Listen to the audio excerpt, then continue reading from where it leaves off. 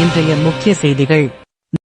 கிருஷ்ணகிரி மாவட்டம் பர்கூர் வட்டார வள மையத்திற்கு உட்பட்ட அனைத்து பள்ளிகளுக்கு 0 முதல் 18 வயது வரை உள்ள அனைத்து மாற்றுத்திறனுடைய குழந்தைகளுக்கும் வட்டார வள மையம் சார்பில் மருத்துவ முகாம் அரசு பெண்கள் மேல்நிலைப் பள்ளி பர்கூரில் நடைபெற உள்ளது. இதற்கான விழிப்புணர்வு பேரணியானது அரசு பெண்கள் மேல்நிலைப் பள்ளி பர்கூரிலிருந்து பர்கூர் பேருந்து நிலையம் மற்றும் மார்க்கெட் வழியாக பள்ளி மாணவிகள் வாசகத்துடன் பங்கேற்றனர். இந்நிகழ்ச்சிக்கு அரசு பெண்கள் மேல்நிலைப் பள்ளி தலைமை ஆசிரியர் திருமதி சாந்தி, வட்டார வளமைய மேற்பார்வையாளர் திரு ஜெய்சங்கர் ஆகியோர் தலைமை வகித்தனர்.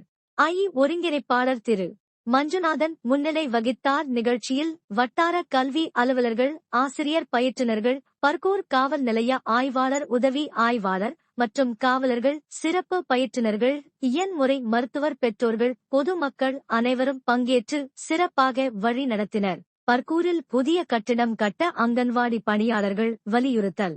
கிருஷ்ணகிரி மாவட்டம் பர்கூர் வட்டார வளர்ச்சி அலுவலக வளாகத்தில் தமிழக அரசின் ஒருங்கிணைந்த குழந்தைகள் வளர்ச்சி பணிகள் திட்ட வட்டார அலுவலகம் இயங்கி வருகிறது. இங்கு 5 ஊழியர்கள் பணி புரிகின்றனர்.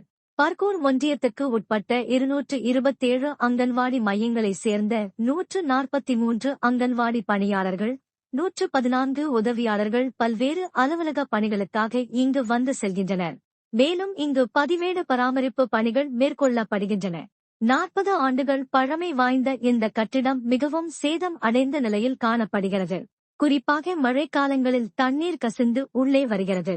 இதனால் அலுவலகத்தில் பணியாற்றுபவர்கள், அலுவலகம் வந்து செல்பவர்கள் சிரமத்திற்கு ஆளாகின்றனர். எனவே பழைய கட்டிடத்தை இடித்து புதிய கட்டிடம் கட்ட வேண்டும் என அங்கன்வாடி பணியாளர்கள் கோரிக்கை விடுத்துள்ளனர். மீண்டும் சந்திக்கும் வரை உங்களுடன் என்றும் நீதி நியூஸ்.